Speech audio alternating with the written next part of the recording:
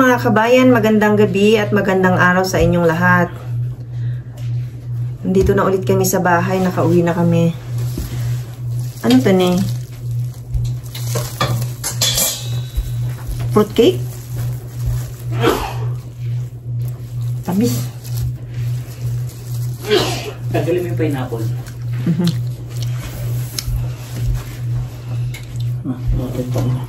Galing kami sa Safeway, so bumili ako ng cornbread. Magkano tong cornbread ni?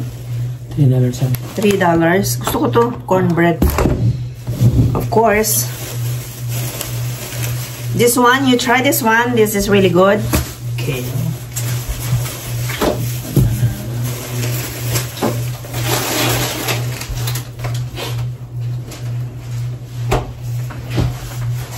Tapos meron kaming kale.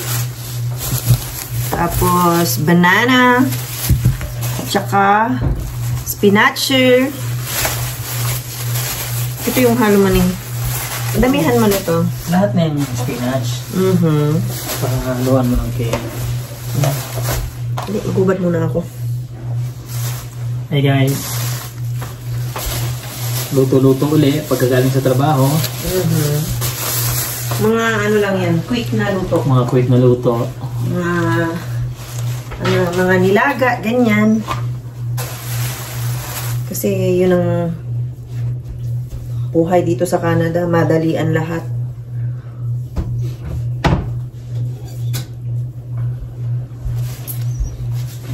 Ni, huwag mo masyadong yan, kasi sayang yung stem. Yan. Hugasan na. Parang ano yan? Dito mo lagay niyo kasi... Hindi, mamantika yan. Ay, masebo yan. Masebo? Oh, pinagalan ng baabo yan eh. Oh, hinugasan. Kasi, ikaw kasi mapapasma ako.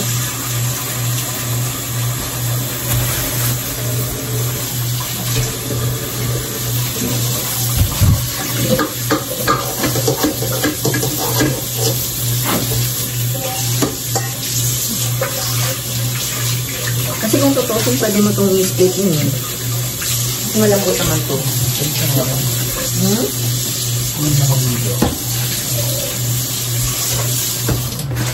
Ito guys, okay. Masustansya to. Kaya lang minsan ayaw naman itong kasama ko kasi magkain ito. Bakit ba ayaw mo ni matigas? Ganun? Matigas sa mga spam. Okay, oh. Ganunin mo lang yan,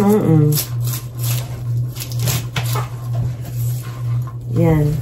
Yung kale, maganda rin siyang i-gisa. Tapos, kamatis, a little bit of lemon, salt and pepper, and that's it. Voila. Yan. Kahit ilang dahon ni ganyan. Tama na to?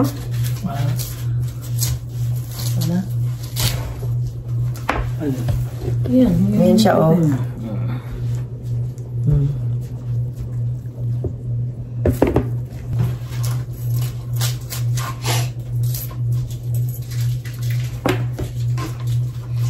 Para makakain din kayo ng bata.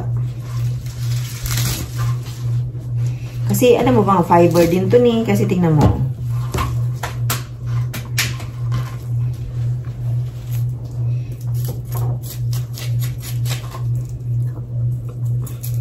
Tingnan mo, sa Africa, ito yung kinakain nila. Kaya tingnan mo, mga ma-healthy yung mga Africans.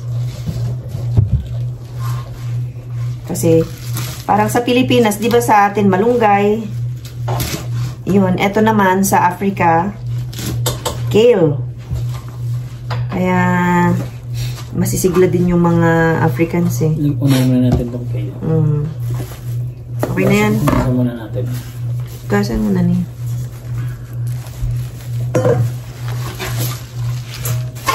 So, meron pa tayong natitira. Ano natin sa munggo. Munggo.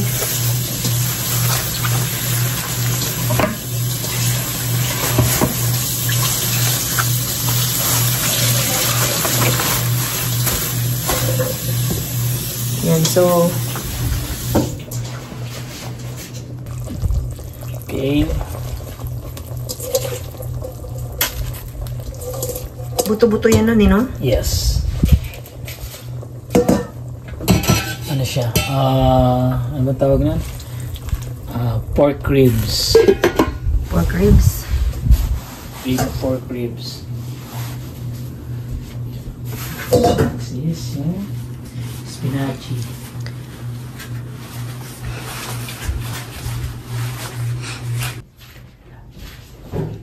At ayan na yung finished product ng nilagang buto-buto. Yummy. Very green. Tapos ang aming kanin. Actually, ako hindi na ako nagkakanin. Okay, so you can sit down.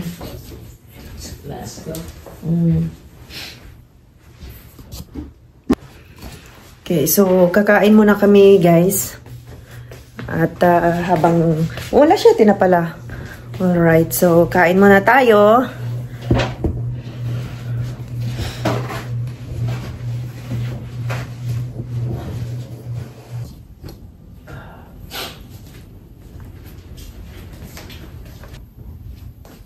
Sarap.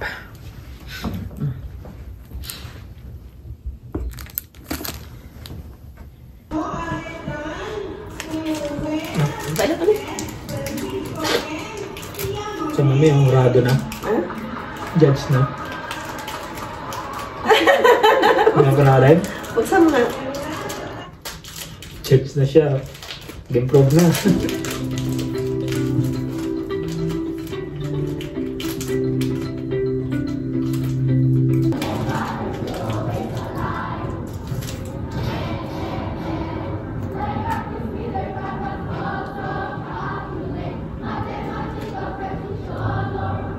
Magandang araw po sa inyong lahat mga amigo na ayan, no?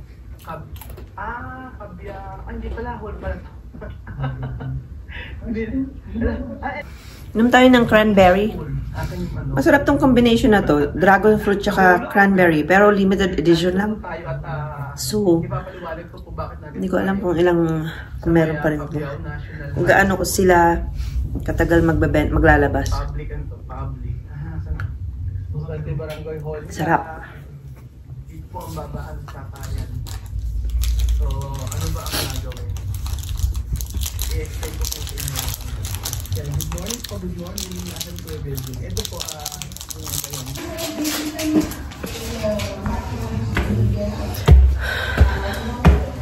Maliligo na tayo, guys. So, dito sa Canada, kadalasan ng mga tao naliligo tuwing gabi. Kasi, lalo na pag winter. Kasi, pag sa umaga, syempre, diba, magpapatuyo ka pa ng buhok. At saka, minsan kasi kapag nagmamadali ka na sa umaga, sasakit ang ulo mo kapag ka nalamigan yung, diba, medyo basa-basa pa. Minsan, hindi mo na mapatuyo ng maayos. So, sumasakit ang ulo pag nalamigan yung ulo mo. Ay. Kaya tayo ay maliligo muna. Uy. May uban na rin ako eh. Hello guys. So, ayan. Nakaligo na ako. Ayan. Basa pa ang aking buhok. Mamaya magbo-blower ako. Para pag natulog na, basa. Tuyo na talaga. So, ganito lang kami araw-araw. Ito ang buhay namin sa Canada. Pagtapos ang trabaho, bahay, trabaho. Ganun lang. Trabaho, bahay, trabaho, bahay. Palengke. Yan. Yan ang buhay namin dito sa Canada. Hindi lang naman tayo, halos karamihan din. Lahat naman. Lahat naman, actually. Lalo na ngayong winter pa, di ba? Kahit naman sa Pilipinas, ganyan din. Yun lang, ang maganda lang pag sa Pilipinas kasi, syempre nasa home country ka, so may time ka pang gumala, ganyan. Dito kasi hindi ka na makagala pagkatapos mo ng work kasi mga ilang oras na lang sarado na ang mall. Maga kasi nagsasara yung mga mall dito. Kaya, yung iba hanggang 9. Pero most likely, mga ano dito, mga hanggang 6 lang, ganyan. Tsaka, syempre, malamig din kasi. At Mas saka, preferred nilang umuwi na lang, manood na lang ng Netflix. Ganun. Pero pagka summer naman, yan, pagka out sa work, medyo mahaba kasi ang araw dito. Pagka summer, kahit alas 9 ng gabi, alas 10 ng gabi, maliwanag pa rin, guys. Kaya nangyayari, pagka yung iba, pag galing ng work, nagmi-meet na lang sila sa park, and doon na lang sila nag-barbecue. Doon na nagdi-dinner. Pati mga friends, ganyan. Yun lang ang maganda pag summer naman. Kaya pero pag winter, syempre 6 months kaming nasa loob ng bahay. Kaya pag summer, talagang sinusulit nila. Oo, hanggat may araw, yun.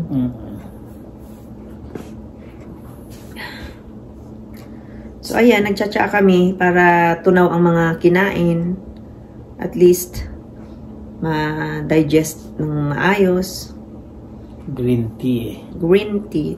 Ito, green tea lemon, di ba? Yes. Yung isa, medyo masyadong bitter yung flavor. Bakit? Ano ba yun? Hindi, yung dati pa. Kaya... Anong dati pa? Yung parang, yung binili ni Jingjing? Ganito din naman ata. Yung isa pa. Yung mga ilang linggo na lang. Summer na rin dito. Hindi naman summer, spring muna. Ay, spring. Next month, March 9, daylight savings na. Daylight savings na. So, paunti-unti, lumiliwanag na siya. Mahaba na yung liwanag. Mahaba yung liwanag. Kaya, so, papunta na sa summer. We are looking forward to that. Pero ngayong February, malamig na yung February actually. Parang so far ito yung pinakamalamig na ngayong buong winter. Simula nung first day ng Feb. Talagang grabe ang lamig.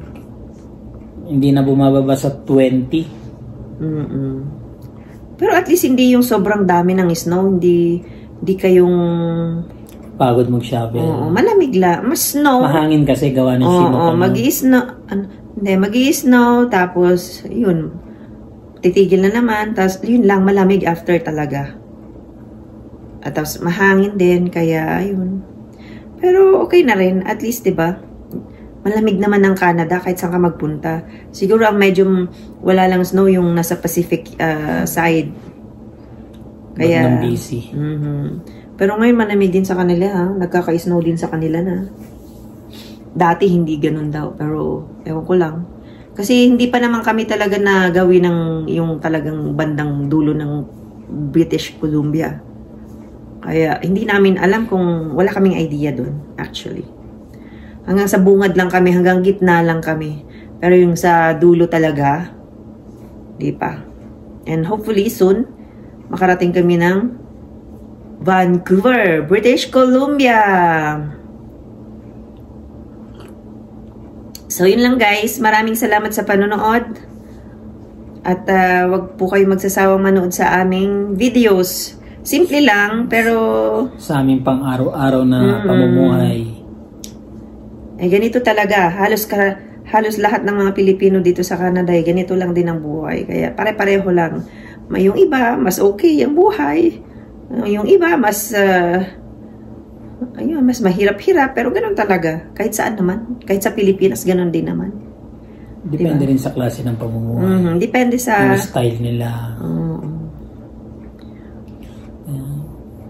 Ayun, so maraming salamat. Don't forget to subscribe. Like. And share. Bye.